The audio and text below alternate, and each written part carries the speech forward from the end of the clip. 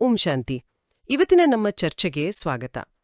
ನಮ್ಮೆಲ್ಲರ ಜೀವನದಲ್ಲಿ ಆ ಎಷ್ಟೋ ಸರಿ ಹೀಗಾಗಿರುತ್ತೆ ಅಲ್ವಾ? ನಾವು ಒಂದು ವಾದವನ್ನು ಗೆಲ್ಲಲು ಹೋಗಿ ಸಂಬಂಧವನ್ನೇ ಹಾಳು ಮಾಡ್ಕೊಂಡಿರ್ತೇವೆ, ಅಥವಾ ಯಾರಿಗೋ ಬುದ್ಧಿ ಹೇಳಲು ಹೋಗಿ ಅವರನ್ನು ಇನ್ನಷ್ಟು ದೂರ ಮಾಡ್ಕೋತೀವಿ. ಹೌದು ಹೌದು. ನಮ್ಮ ಮಾತುಗಳಿಗೆ ನಾವು ಅಂದುಕೊಂಡಷ್ಟು ಶಕ್ತಿ ಇಲ್ವೇನೋ ಅಂತ ಅನಿಸ್ಬಿಡುತ್ತೆ. ಎಕ್ಸಾಕ್ಟ್ಲಿ. ನಾವು ಏನ್ ಹೇಳ್ತೀವಿ ಅನ್ನೋದಕ್ಕಿಂತ ನಾವು ಹೇಗೆ ಹೇಳ್ತೀವಿ ಅಥವಾ ಹೇಳುವಾಗ ನಮ್ಮ ಮನಸ್ಥಿತಿ ಹೇಗಿರುತ್ತೆ ಅನ್ನೋದು ಅದು ಹೆಚ್ಚು ಮುಖ್ಯವಾಗತ್ತೆ. ಇವತ್ತು ನಾವು ಚರ್ಚಿಸ್ತಿರೋ ಆಧಾರ ಇದೇ ವಿಷಯದ ಬಗ್ಗೆ ಒಂದು ಅದ್ಭುತವಾದ ದೃಷ್ಟಿಕೋನವನ್ನು ಕೊಡುತ್ತೆ. ಅದು ಹೇಳೋದು ನಿಮ್ಮ ಮಾತು ನಿಮ್ಮ ಕೆಲಸಕ್ಕಿಂತ ನಿಮ್ಮ ಆಂತರಿಕ ಸ್ಥಿತಿ, ಅಂದ್ರೆ ನಿಮ್ಮ ವೃತ್ತಿಗೆ ಹೆಚ್ಚು ಶಕ್ತಿ ಇದೆ ಅಂತ. ಹೌದು, ವೃತ್ತಿ ಈ ಒಂದು ಪದ ಇದೆಯಲ್ಲ, ಇದನ್ನ ನಾವು ನಮ್ಮ ಇವತ್ತಿನ ಚರ್ಚೆಯಲ್ಲಿ ಮತ್ತೆ ಮತ್ತೆ ಬಳಸ್ತೀವಿ. ಸರಳವಾಗಿ ಹೇಳೋದಾದ್ರೆ ಇದು ನಮ್ಮ ಮನೋಭಾವ, ಅಥವಾ ಈಗಿನ ಕಾಲದಲ್ಲಿ ಹೇಳೋ ಹಾಗೆ ನಮ್ಮ ವೈಬ್. ಕರೆಕ್ಟ್. ಈ ಆಧಾರದಲ್ಲಿ ಒಂದು ಪವರ್ಫುಲ್ ಆದ ರೂಪಕವಿದೆ. ಮಾಸ್ಟರ್ ಜ್ಞಾನ ಸೂರ್ಯನಾಗೋದು ಅಂದ್ರೆ ಸೂರ್ಯನಂತೆ ಆಗೋದು. ಹಾಗಾದ್ರೆ ಮಾತಿನ ಗದ್ದಲವನ್ನು ಬದಿಗಿಟ್ಟು ಈ ಮೌನದ ಶಕ್ತಿಯನ್ನು ಸ್ವಲ್ಪ ಆಳವಾಗಿ ಅರ್ಥ ಮಾಡ್ಕೊಳ್ಳೋಣ. Let's unpack this. ಖಂಡಿತ. ಆ ಸೂರ್ಯನ ರೂಪಕದಿಂದಲೇ ಶುರು ಮಾಡೋಣ. ನೋಡಿ, ಸೂರ್ಯ ಕತ್ತಲನ್ನು ಓಡಿಸ್ಬೇಕು ಅಂತ ಯಾವತ್ತೂ ಪ್ರಯತ್ನ ಪಡಲ್ಲ. ನಿಜ. ಅದು ನಾನು ಕತ್ತಲ್ ನೋಡಿಸ್ತೀನಿ ಅಂತ ಎಲ್ಲೂ ಘೋಷಣೆ ಕೂಗಲ್ಲ. ಅದು ಸುಮ್ಮನೆ ಉದಯಿಸುತ್ತೆ. ಅದರ ಇಳುಮಿಕೆ, ಅದರ ಪ್ರಕಾಶವೇ ಕತ್ತಲನ್ನು ಇಲ್ಲವಾಗಿಸುತ್ತೆ. ಈ ಆಧಾರ ಹೇಳೋದು ಅದನ್ನೇ. ನಾವು ಜಗತ್ತಿನ ಸಮಸ್ಯೆಗಳನ್ನ ಬಗೆಹರಿಸಲು ಹೋರಾಡೋದಕ್ಕಿಂತ ನಮ್ಮ ಆಂತರಿಕ ಸ್ಥಿತಿಯನ್ನ ಸೂರ್ಯನಂತೆ ಪ್ರಕಾಶಮಾನವಾಗಿಟ್ಕೊಂಡ್ರೆ ನಮ್ಮ ಇರುವಿಕೆ ನಮ್ಮ ಸುತ್ತಲಿನ ನಕಾರಾತ್ಮಕತೆಯನ್ನ, ಆ ನೆಗೆಟಿವಿಟಿಯನ್ನ ದೂರ ಮಾಡುತ್ತೆ.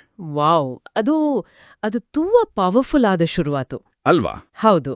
ಈ ಒಂದು ಪರಿಕಲ್ಪನೆಯನ್ನ ವಿವರಿಸೋಕೆ ಆಧಾರದಲ್ಲಿ ಒಂದು ಸುಂದರವಾದ ಕಥೆ ಇದೆ. ಒಂದು ಹಳ್ಳಿಯಲ್ಲಿ ಒಬ್ಬ ವೃದ್ಧ ಋಷಿ ಇರ್ತಾರೆ. ಅವರು ದೊಡ್ಡ ಪ್ರವಚನಕಾರರೇನಲ್ಲ. ಓಕೆ. ಅವ್ರು ಮಾಡೋದಿಷ್ಟೇ, ಪ್ರತಿದಿನ ಒಂದು ಮರದ ಕೆಳಗೆ ಬಂದು ಮೌನವಾಳಿ ಧ್ಯಾನದಲ್ಲಿ ಕೂತ್ಕೋತಾರೆ ಅಷ್ಟೇ. ಅವರ ಮುಖದಲ್ಲಿ ಒಂದು ಪ್ರಶಾಂತತೆ, ಕಣ್ಣುಗಳಲ್ಲಿ ಒಂದು ಅಪಾರವಾದ ಕರುಣೆ. ಇಲ್ಲಿಂದಾನೇ ಸ್ವಾರಸ್ಯಕರವಾದ ವಿಷಯ ಶುರುವಾಗೋದು. ಆ ದಾರಿಯಲ್ಲಿ ಹೋಗೋ ಜನ ಸುಮ್ನೆ ಅವರ ಬಳಿ ಬಂದು ಸ್ವಲ್ಪ ಹೊತ್ತು ಕೂತ್ಕೊಳ್ಳಕ್ ಶುರು ಮಾಡ್ತಾರೆ. ಯಾಕೆ ಅಂತ ಅವರಿಗೆ ಗೊತ್ತಿರಲ್ಲ. ಆದ್ರೆ ಆ ಋಷಿಯ ಸಾನ್ನಿಧ್ಯದಲ್ಲಿ ಕೂತಾಗ ಅವರ ಮನಸ್ಸಿನಲ್ಲಿದ್ದ ಗೊಂದಲ, ಒತ್ತಡ, ಕೋಪ ಎಲ್ಲವೂ ಹಾಗೆ ತಣ್ಣಗಾಗ್ತಿರುತ್ತೆ. ಅವ್ರಿಗೊಂದು ರೀತಿಯ ಸಮಾಧಾನ ಸಿಗುತ್ತೆ. ಇದನ್ನೆಲ್ಲ ಗಮನಿಸ್ತಿದ್ದ ಒಬ್ಬ ಯುವಕನಿಗೆ ತಡೆಯಲಾಗದ ಕುತೂಹಲ.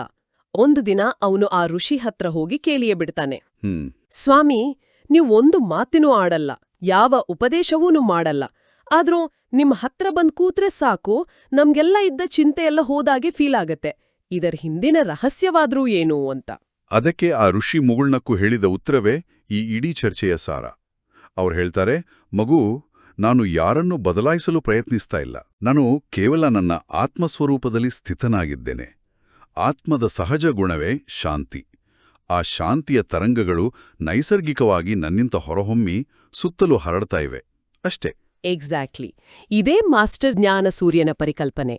ನಾವು ಏನು ಆಗಿದ್ದೇವೋ ಅದು ನಾವು ಏನು ಮಾಡ್ತೀವಿ ಅಥವಾ ಏನು ಹೇಳ್ತೀವಿ ಅನ್ನೋದಕ್ಕಿಂತ ಹೆಚ್ಚು ಪ್ರಭಾವಶಾಲಿ. ನಿಜ.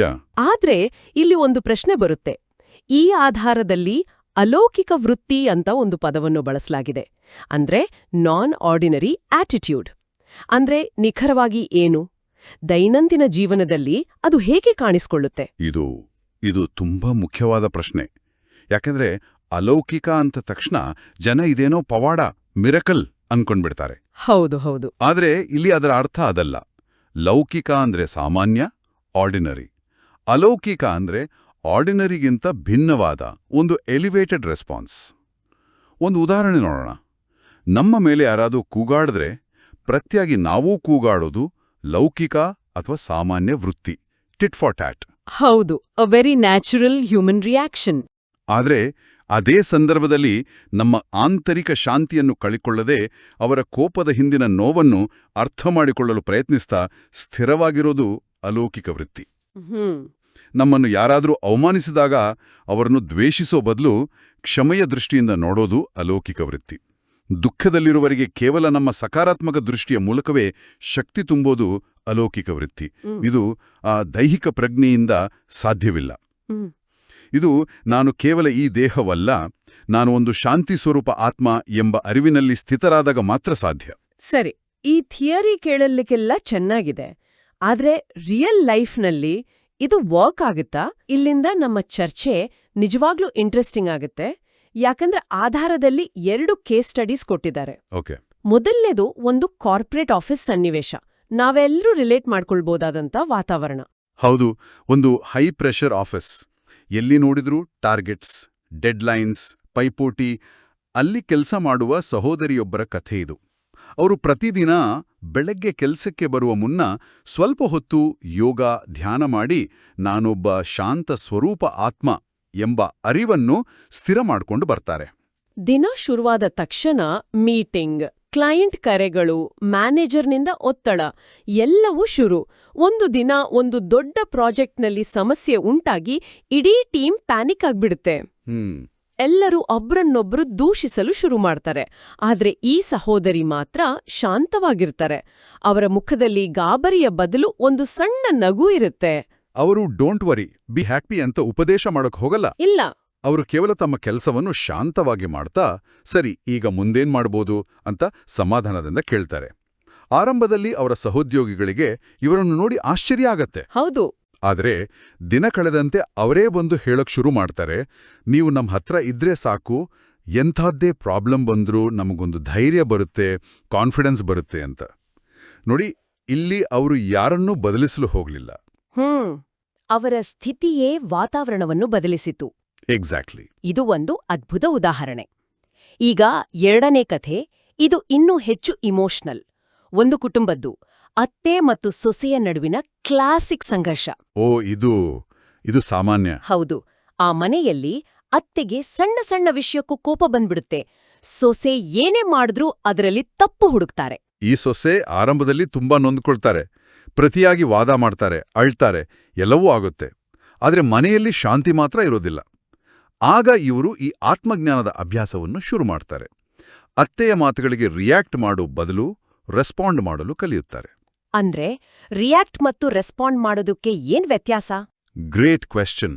ರಿಯಾಕ್ಟ್ ಮಾಡೋದು ಅಂದ್ರೆ ಅತ್ತೆ ಕೋಪದಿಂದ ಒಂದು ಮಾತು ಅಂದ ತಕ್ಷಣ ಆ ಮಾತಿನ ಬಾಣ ನೇರವಾಗಿ ಇವರ ಮನಸ್ಸಿಗೆ ತಾಗಿ ಇವರು ಕೋಪ ಅಥವಾ ದುಃಖದಿಂದ ಪ್ರತಿಕ್ರಿಯಿಸೋದು. ಇದು ಲೌಕಿಕ.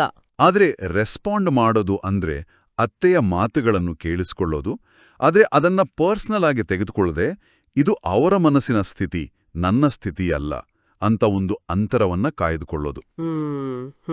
ಅತ್ತೆಯ ಮಾತುಗಳ ಹಿಂದಿರುವ ನೋವನ್ನ, ಅವರ ಆ ಇನ್ಸೆಕ್ಯೂರಿಟಿಯನ್ನ ಅರ್ಥ ಮಾಡಿಕೊಳ್ಳಲು ಪ್ರಯತ್ನಿಸೋದು ಮತ್ತು ಪ್ರತಿಯಾಗಿ ಪ್ರೀತಿ ಮತ್ತು ಗೌರವದಿಂದಲೇ ಮಾತನಾಡೋದು. ಇದು ಖಂಡಿತವಾಗಿಯೂ ಸುಲಭವಲ್ಲ. ಖಂಡಿತ ಇಲ್ಲ. ಆರಂಭದಲ್ಲಿ ಇದು ಅವರಿಗೆ ತುಂಬಾ ಕಷ್ಟ ಆಗುತ್ತೆ. ಎಷ್ಟೋ ಸಾರಿ ಅವರು ಫೇಲ್ ಆಗ್ತಾರೆ. ಆದ್ರೆ ಅಭ್ಯಾಸವನ್ನ ಬಿಡಲ್ಲ. ದಿನ ಕಳೆದಂತೆ ಒಂದು ದೊಡ್ಡ ಬದಲಾವಣೆ ಆಗುತ್ತೆ. ಓ. ಅತ್ತೆಯ ಕೋಪ ನಿಧಾನವಾಗಿ ಕಡಿಮೆಯಾಗೋಕೆ ಶುರು ಮಾಡುತ್ತೆ. ಸೊಸೆಯ ಶಾಂತಿಯ ಮುಂದೆ ಅವರ ಕೋಪಕ್ಕೆ ನಿಲ್ಲೋಕೆ ಜಾಗವೇ ಇಲ್ಲದಂತೆ ಆಗುತ್ತೆ. ಮತ್ತು ಅವಾ ಕಥೆಯ ಕ್ಲೈಮ್ಯಾಕ್ಸ್ ಅಂತ ಹೇಳ್ಬಹುದು. ಒಂದು ದಿನ ಅತ್ತಿಯೇ ಸೊಸೆಯ ಬಳಿ ಬಂದು ಹೇಳ್ತಾರೆ, ಸೊಸೆ, ನಾನು ಎಷ್ಟೇ ಕೂಗಾಡಿದ್ರೂ ನೀನು ಶಾಂತವಾಗಿಯೇ ಇರ್ತೀಯ, ನಿನ್ನ ಈ ಶಾಂತಿಯ ಮುಂದೆ ನನ್ನ ಕೋಪವೇ ಸೋತು ಹೋಗುತ್ತೆ ಅಂತ ಒಪ್ಕೊಳ್ತಾರೆ. ವಾವ್. ಈ 2 ಉದಾಹರಣೆಗಳಲ್ಲಿ ಅವರು ಬಾಹ್ಯ ಪರಿಸ್ಥಿತಿಯನ್ನಾಗ್ಲಿ ಬೇರೆ ವ್ಯಕ್ತಿಗಳನ್ನಾಗ್ಲಿ ಬದಲಿಸಲು ಪ್ರಯತ್ನಿಸ್ತಾ ಇಲ್ಲ, ಬದಲಿಗೆ ತಮ್ಮ ಆಂತರಿಕ ಸ್ಥಿತಿಯನ್ನು ಬದಲಿಸಿಕೊಳ್ತಾ ಇದ್ದಾರೆ. ಆದ್ರೆ ಇಲ್ಲಿ ನನಗೊಂದು ಅನುಮಾನ ಬರುತ್ತೆ. ಈ ಕಲ್ಪನೆ ಕೇಳೋಕೆ ಚೆನ್ನಾಗಿದೆ, ಆದರೆ ಇದು ಒಂದು ರೀತಿಯ ಪ್ಯಾಸಿವಿಟಿ, ಅಂದ್ರೆ ನಿಷ್ಕ್ರಿಯತೆ ಅಂತ ಅನ್ಸೋದಿಲ್ವೇ? ಯಾರಾದರೂ ತಪ್ಪು ಮಾಡ್ತಾನೆ ಇದ್ರೆ, ಅನ್ಯಾಯ ಆಗ್ತಿದ್ರೆ, ಆಗ್ಲೂ ನಾವು ಸುಮ್ಮನೆ ನಾನು ಶಾಂತ ಸ್ವರೂಪ ಆತ್ಮ ಅಂತ ಕೂತ್ಕೊಳ್ಳೋದು ಸರಿನಾ? ಯಾವಾಗ ಮಾತು, ಕ್ರಿಯೆ ಅಗತ್ಯ? That's a very important and practical question. ಈ ಆಧಾರದ ಪ್ರಕಾರ ಇದರ ಅರ್ಥ ನಿಷ್ಕ್ರಿಯತೆ ಅಂತ ಅಲ್ಲ. ಇದರರ್ಥ ಯಾವುದೇ ಕ್ರಮ ತೆಗೆದುಕೊಳ್ಳೋ ಮೊದಲು ನಮ್ಮ ಆಂತರಿಕ ಸ್ಥಿತಿಯನ್ನು ಸರಿಪಡಿಸಿಕೊಳ್ಳಬೇಕು ಅಂತ. ಓಕೆ. ಕೋಪದಲ್ಲಿ, ಆವೇಶದಲ್ಲಿ ತೆಗೆದುಕೊಂಡ ನಿರ್ಧಾರಗಳು ಸಾಮಾನ್ಯವಾಗಿ ಪರಿಸ್ಥಿತಿಯನ್ನು ಇನ್ನಷ್ಟು ಹದಗೆಡಿಸುತ್ತವೆ. ನಿಜ. ಆದ್ರೆ ಶಾಂತ ಮತ್ತು ಸ್ಥಿರ ಮನಸ್ಸಿನಿಂದ ಮಾತನಾಡುವಾಗ ಅಥವಾ ಒಂದು ಕ್ರಮ ತೆಗೆದುಕೊಳ್ಳುವಾಗ ಅದು ಹೆಚ್ಚು ಪರಿಣಾಮಕಾರಿಯಾಗಿರತ್ತೆ. ಆ ಸೊಸೆ ಅತ್ತೆಯ ಜೊತೆ ಮಾತನಾಡ್ಲೇ ಇಲ್ಲ ಅಂತಲ್ಲ, ಆದ್ರೆ ಅವಳು ಮಾತನಾಡಿದ್ದು ಪ್ರೀತಿಯ ಸ್ಥಿತಿಯಲ್ಲಿ ನಿಂತು, ಆರೋಪದ ಸ್ಥಿತಿಯಲ್ಲ. ಸರಿ, you're saying a calm state leads to better action. It's not about inaction. ಆ ದೃಷ್ಟಿಯಿಂದ ನೋಡಿದ್ರೆ ಇದು ಅರ್ಥ ಆಗುತ್ತೆ. ಹಾಗಾದ್ರೆ ನಮ್ಮ ಕೇಳುಗರಿಗೆ ಈಗ ಕುತೂಹಲ ಇರ್ಬೋದು, ಈ ಸ್ಥಿತಿಯನ್ನ ಬೆಳೆಸ್ಕೊಳ್ಳೋದು ಹೇಗೆ? ಇದು ಕೇವಲ ಒಂದು ಸಿದ್ಧಾಂತವೇ ಅಥವಾ ನಮ್ಮ ಜೀವನದಲ್ಲಿ ಅಳವಡಿಸ್ಕೋಬಹುದಾದಂತಹ ಪ್ರಾಕ್ಟಿಕಲ್ ಸ್ಟೆಪ್ಸ್ ಏನಾದರೂ ಇವೆಯೇ? ಖಂಡಿತ ಇವೆ. ಜ್ಞಾನವನ್ನು ಕೇಳೋದು ಮೊದಲನೇ ಹೆಜ್ಜೆ, ಆದ್ರೆ ಅದನ್ನ ಅನುಭವಕ್ಕೆ ತರೋದು ಅಸಲಿ ಸವಾಲು. ಅದಕ್ಕಾಗಿ ಆಧಾರದಲ್ಲಿ ಆತ್ಮಪರಿಶೀಲನೆಗೆ ಕೆಲವು ಪ್ರಶ್ನೆಗಳು ಮತ್ತು ಒಂದು ದೈನಂದಿನ ಅಭ್ಯಾಸವನ್ನು ಸೂಚಿಸಲಾಗಿದೆ. ಈ ಪ್ರಶ್ನೆಗಳು ಒಂದು ಕನ್ನಡಿ ಇದ್ದ ಹಾಗೆ ನಮ್ಮನ್ನು ನಾವೇ ಪ್ರಾಮಾಣಿಕವಾಗಿ ನೋಡ್ಕೊಳ್ಳಕ್ಕೆ ಸಹಾಯ ಮಾಡ್ತವೆ. ಉದಾಹರಣೆಗೆ, ಮೊದಲನೇ ಪ್ರಶ್ನೆ, ನಾನು ದಿನವಿಡೀ ಯಾವ ಭಾವನೆಯಲ್ಲಿ ಹೆಚ್ಚಿರುತ್ತೇನೆ, ದೈಹಿಕ ಭಾವನೆಯಲ್ಲೋ ಅಥವಾ ಆತ್ಮಭಾವನೆಯಲ್ಲೋ? ಅಂದ್ರೆ ನನ್ನ ಗುರುತು, ನನ್ನ ಹೆಸರು, ನನ್ನ ಪದವಿ, ನನ್ನ ಸಂಬಂಧಗಳ ಮೇಲೆ ಇದೆಯೋ ಅಥವಾ ನಾನೊಬ್ಬ ಚೈತನ್ಯ ಶಕ್ತಿ, ಆತ್ಮ ಅನ್ನೋ ನೆನಪಿನಲ್ಲಿ ಇದೆಯೋ?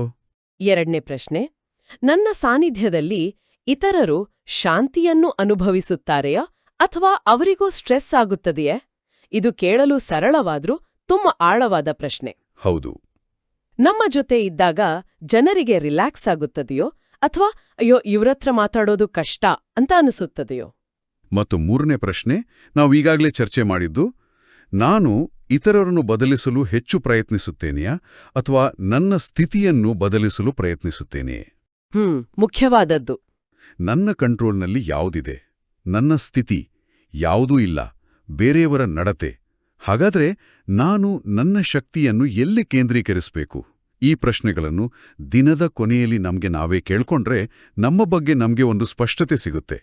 ಈ ಪ್ರಶ್ನೆಗಳ ಜೊತೆಗೆ ಒಂದು ಸರಳವಾದರೂ ತುಂಬ ಶಕ್ತಿಶಾಲಿಯಾದ ದೈನಂದಿನ ಅಭ್ಯಾಸವನ್ನು ಕೂಡ ಹೇಳಲಾಗಿದೆ.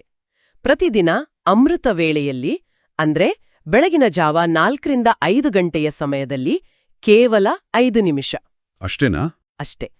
ನಾನು ಜ್ಞಾನ ಸೂರ್ಯನ ಮಗು, ಮಾಸ್ಟರ್ ಜ್ಞಾನ ಸೂರ್ಯ. ನನ್ನಿಂದ ಜಗತ್ತಿಗೆ ಶಾಂತಿ, ಪ್ರೀತಿ ಮತ್ತು ಶಕ್ತಿಯ ಕಿರಣಗಳು ಹರಡುತ್ತಿವೆ ಎಂಬ ಒಂದು ಸ್ಮೃತಿಯಲ್ಲಿ ಕುಳಿತುಕೊಳ್ಳುವುದು. ಈ ಅಮೃತವೇಳೆಯ ಸಮಯಕ್ಕೆ ಒಂದು ವಿಶೇಷತೆ ಇದೆ. ಆ ಸಮಯದಲ್ಲಿ ವಾತಾವರಣ ತುಂಬಾ ಶಾಂತವಾಗಿರುತ್ತೆ, ಮನಸ್ಸು ಕೂಡ ಗ್ರಹಣಶೀಲವಾಗಿರುತ್ತೆ. ಹೌದು. ದಿನದ ಆರಂಭದಲ್ಲಿಯೇ ನಾವು ಈ ರೀತಿಯ ಒಂದು ಹೈ ಎನರ್ಜಿ ಥಾಟನ್ನ ನಮ್ಮ ಮನಸ್ಸಿನಲ್ಲಿ ಸ್ಥಾಪಿಸಿದ್ರೆ ಅದು ಇಡೀ ದಿನ ನಮ್ಮ ವೃತ್ತಿಯನ್ನು ಗೈಡ್ ಮಾಡುತ್ತೆ. ಇದು ನಮ್ಮ ದಿನದ ಸ್ಪಿರಿಚುವಲ್ ಫೌಂಡೇಶನ್ ಹಾಕಿದ ಹಾಗೆ. ಹೌದು. ಇದರ ಜೊತೆಗೆ ದಿನದಲ್ಲಿ ಕನಿಷ್ಠ 3 ಬಾರಿ, ಬೆಳಗ್ಗೆ, ಮಧ್ಯಾಹ್ನ ಮತ್ತು ಸಂಜೆ 1 ನಿಮಿಷದ ಟ್ರಾಫಿಕ್ ಕಂಟ್ರೋಲ್. ಅಂದ್ರೆ ಎಲ್ಲಾ ಕೆಲಸವನ್ನು ಬಿಟ್ಟು ನಮ್ಮ ವೃತ್ತಿಯನ್ನು ಚೆಕ್ ಮಾಡ್ಕೊಳ್ಳೋದು. ನನ್ನ ಮನಸ್ಥಿತಿ ಹೇಗಿದೆ, ಶಾಂತವಾಗಿದೆಯಾ ಅಥವಾ ಗಡಿಬಿಡಿಯಲ್ಲಿದೆಯಾ ಅಂತ.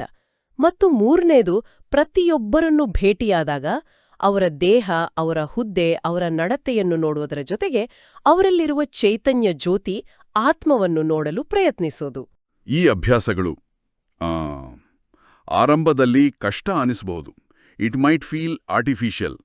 ಆದರೆ ಇದು ಯಾವುದೋ ಹೊಸ ವಿಷಯವನ್ನು ಕಲಿಯೋ ಹಾಗೆ. ಒಬ್ಬ ಸಂಗೀತಗಾರ ಆರಂಭದಲ್ಲಿ ಸ ರಿ ಗ ಮ ಅಂತ ಕಷ್ಟಪಟ್ಟು ಅಭ್ಯಾಸ ಮಾಡ್ತಾನೆ. ಆದರೆ ವರ್ಷಗಳ ಅಭ್ಯಾಸದ ನಂತರ ಸಂಗೀತವು ಅವನಿಂದ ಸಹಜವಾಗಿ ಎಫರ್ಟ್ಲೆಸ್ಲಿ ಹರಿಯುತ್ತೆ. ನಿಜ. ಹಾಗೇ ಈ ಅಲೌಕಿಕ ವೃತ್ತಿಯನ್ನು ಅಭ್ಯಾಸ ಮಾಡ್ತಾ ಮಾಡ್ತಾ ಅದು ನಮ್ಮ ಸಹಜ ಸ್ವಭಾವವೇ ಆಗ್ಬಿಡುತ್ತೆ. ಆಗ ಪ್ರಭಾವ ಬೀರುವುದು ಒಂದು ಪ್ರಯತ್ನವಾಗಲ್ಲ, ಅದು ನಮ್ಮ ಇರುವಿಕೆಯ ಒಂದು ಭಾಗವಾಗುತ್ತೆ. ಆಬ್ಸಲ್ಯೂಟ್ಲಿ. ಒಟ್ಟಾರೆಯಾಗಿ ಇಂದಿನ ನಮ್ಮ ಚರ್ಚೆಯ ಸಾರಾಂಶವನ್ನು ನೋಡುವುದಾದ್ರೆ, ನಮ್ಮ ನಿಜವಾದ ಶಕ್ತಿ ಇರೋದು ನಮ್ಮ ಆಂತರಿಕ ಸ್ಥಿತಿಯಲ್ಲಿ. ಜಗತ್ತನ್ನು ಬದಲಿಸುವ ದೊಡ್ಡ ದೊಡ್ಡ ಮಾತುಗಳಿಗಿಂತ ನಮ್ಮ ವೃತ್ತಿಯನ್ನು ಶುದ್ಧವಾಗಿ, ಅಲೌಕಿಕವಾಗಿ ಇಟ್ಟುಕೊಳ್ಳುವುದರಲ್ಲಿ ಹೆಚ್ಚು ಶಕ್ತಿ ಅಡಗಿದೆ. ಅಲೌಕಿಕತೆ ಎಂದರೆ ಇಲ್ಲಿ ಯಾವುದೇ ಪವಾಡವಲ್ಲ, ಅದು ಸರಳತೆ, ಶುದ್ಧತೆ ಮತ್ತು ಸ್ಥಿರತೆಯ ಒಂದು ಸುಂದರ ಸಂಯೋಜನೆ. ಹೌದು. ಅಂತಿಮವಾಗಿ ಆಧಾರದಲ್ಲಿ ಒಂದು ಘೋಷವಾಕ್ಯವಿದೆ: ತಮ್ಮ ವೃತ್ತಿಯನ್ನು ಶುದ್ಧ ಮತ್ತು ಅಲೌಕಿಕವಾಗಿಟ್ಟರೆ ಪ್ರಭಾವವು ಸ್ವಾಭಾವಿಕವಾಗಿ ಹರಡುತ್ತದೆ. ಈ ಚರ್ಚೆಯನ್ನು ಮುಗಿಸುವ ಮುನ್ನ ಕೇಳುಗರಿಗೆ ಒಂದು ಆಲೋಚನೆಯನ್ನು ಬಿಟ್ಟು ಹೋಗೋಣ. ಖಂಡಿತ. ಇವತ್ತು ನಾವು ನಮ್ಮ ಸ್ಥಿತಿಯು ಇತರರ ಮೇಲೆ ಹೇಗೆ ಪ್ರಭಾವ ಬೀರುತ್ತೆ ಅನ್ನೋದರ ಬಗ್ಗೆ ಹೆಚ್ಚು ಮಾತಾಡಿದ್ವಿ. ಆಫೀಸ್ನಲ್ಲಿ, ಮನೆಯಲ್ಲಿ ನಮ್ಮ ಶಾಂತಿಯು ಬೇರೆಯವರಿಗೆ ಹೇಗೆ ಸಹಾಯ ಮಾಡುತ್ತೆ ಅಂತ ನೋಡಿದ್ವಿ. ಹೌದು. ಆದರೆ ಈ ಆಲೋಚನೆಯನ್ನ ಸ್ವಲ್ಪ ತಿರುಗಿಸಿ ನೋಡೋಣ. ಈ ಸ್ಥಿತಿಯು ಮೊದಲು ಪ್ರಭಾವ ಬೀರುವುದು ನಮ್ಮ ಮೇಲೆಯೇ ಅಲ್ವಾ? ಹಾ ಹೌದಲ್ಲ. ಮಾಸ್ಟರ್ ಜ್ಞಾನಸೂರ್ಯನಾಗುವ ಪ್ರಕ್ರಿಯೆಯಲ್ಲಿ ಮೊದಲು ಬೆಳಕನ್ನು ಮತ್ತು ಶಾಂತಿಯನ್ನು ಅನುಭವಿಸುವುದು ನಾವೇ. ಬಹುಶಃ ಇತರರು ನಮ್ಮಿಂದ ಅನುಭವಿಸುವ ಶಾಂತಿ ಮತ್ತು ಶಕ್ತಿಯು ನಾವು ಮೊದಲು ನಮ್ಮೊಳಗೆ ಸ್ಥಾಪಿಸಿಕೊಂಡ ಶಾಂತಿ ಮತ್ತು ಶಕ್ತಿಯ ಒಂದು ಪ್ರತಿಫಲನ ಅಥವಾ ಒಂದು ಸೈಡ್ ಎಫೆಕ್ಟ್ ಅಷ್ಟೇ ಇರಬಹುದು. ಹಾಗಾದ್ರೆ ಈ ಅಭ್ಯಾಸವನ್ನು ನಾವು ಬೇರೆಯವರಿಗೋಸ್ಕರ ಮಾಡಬೇಕಿಲ್ಲ, ನಮ್ಮ ಸ್ವಂತ ಆಂತರಿಕ ಸಮಾಧಾನಕ್ಕಾಗಿ ಮಾಡಿದ್ರೆ ಸಾಕು. What you think? ಈ ಆಂತರಿಕ ಪರಿಣಾಮದ ಬಗ್ಗೆ ಆಲೋಚಿಸುವುದು ಸ್ವಯಂ ಅಭಿವೃದ್ಧಿಗೆ ಇನ್ನಷ್ಟು ಸಹಕಾರಿಯಾಗಬಹುದು. ಓಂ ಶಾಂತಿ.